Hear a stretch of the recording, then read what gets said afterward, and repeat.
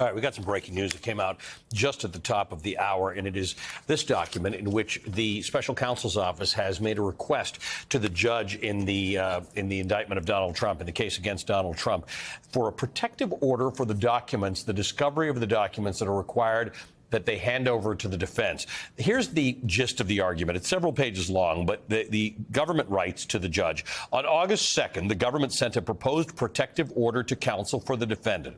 Defense counsel subsequently responded on August 4th, today, with a different proposed protective order that did not, in the government's estimation, protect numerous categories of sensitive materials, including grand jury materials and search warrant affidavits. Continues later to say, and in recent days regarding this case, the defendant has issued multiple posts, either specifically or by implication, including the following, which defendant posted just hours ago. And it is this Truth Social post that Donald Trump posted in all caps, in which he says, "If you go after me, I'm coming after you."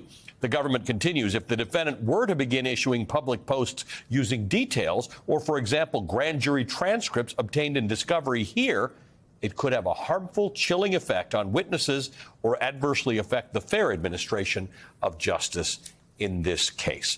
I'm going to pick that up in a second. But if you believe Donald Trump, America's prosecutors are doing what he does, thinking always and only about him. Prosecutor Alvin Bragg of New York,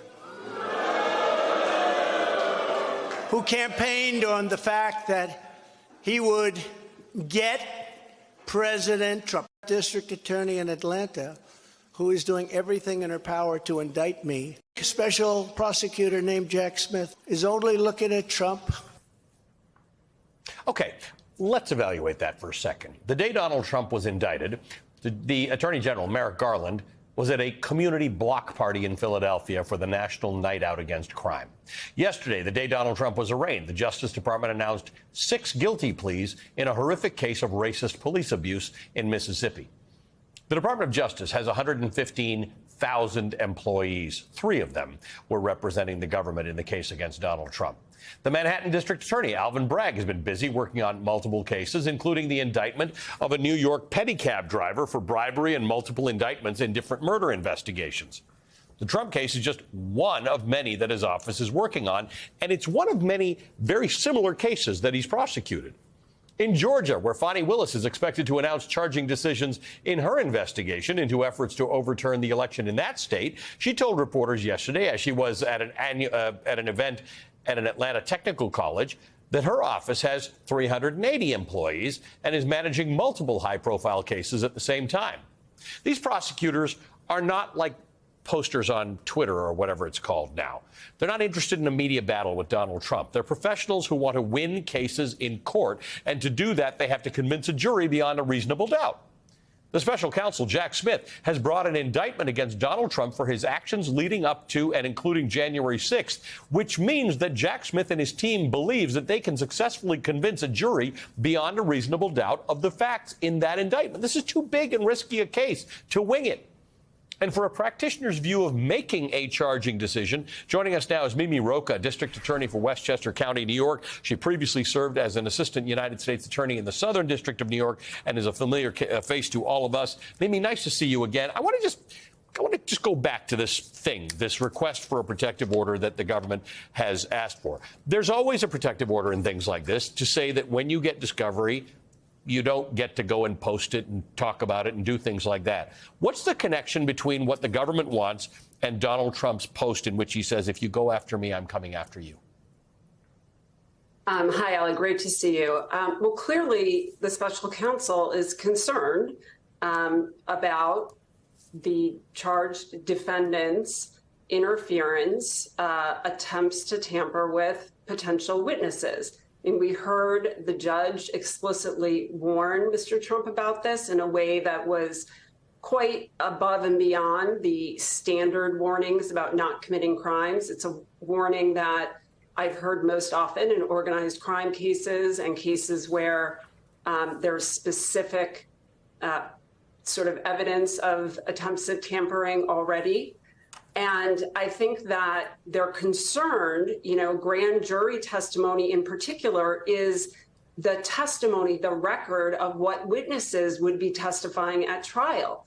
And they're concerned clearly and understandably so that the defendant, Mr. Trump, will use that testimony to get people or himself to go after these witnesses and intimidate them so that they don't testify at trial. That's clearly the concern.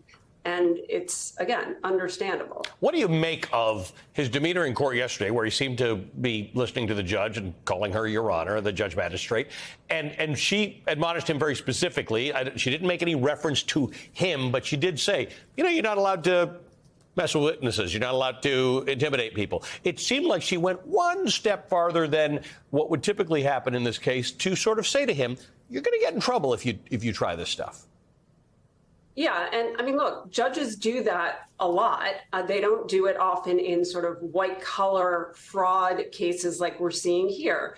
But you would have to have your head in the sand to not know that this person, Mr. Trump, uses his widespread social media influence to call out people.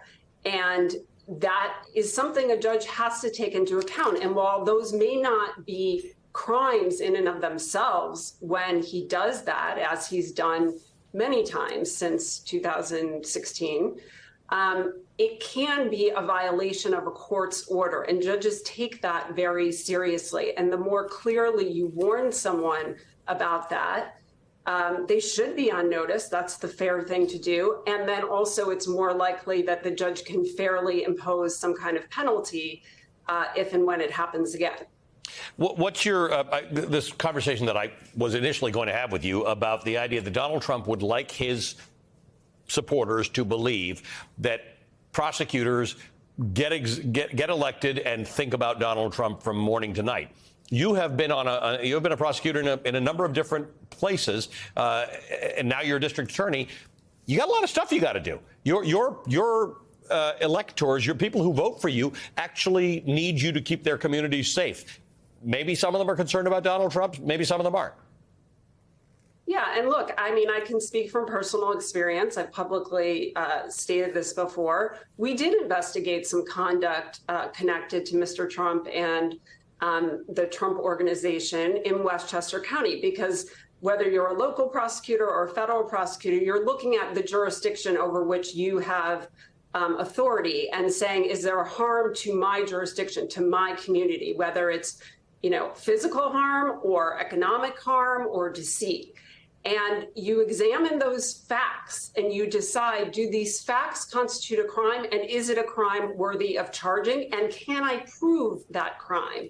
And are there other barriers like the statute of limitations, et cetera? So there's so many different factors that go into whether you can actually or should actually charge a crime. I did not end up charging a crime.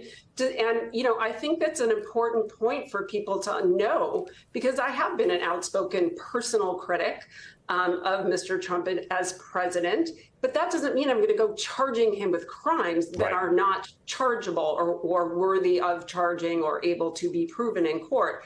And I deeply believe that that is, I can't speak for every prosecutor, obviously, but I think anyone who looks objectively at Jack Smith, you know, he is not a political creature, a political animal. He is a prosecutor through and through. And again, prosecutors don't typically bring cases for their own satisfaction. They bring cases that, as you have pointed out, need to be won and in which a jury can be convinced that this will happen. There has to be a likelihood of success for a prosecutor to want to go to trial. Exactly. And I mean, it would be foolish to bring a charge just for some, you know, personal or political reason, because at the end of the day, facts and evidence are what you need in court. And if you can't have that, you as a prosecutor, not that we never lose cases that are worth bringing, we do, absolutely.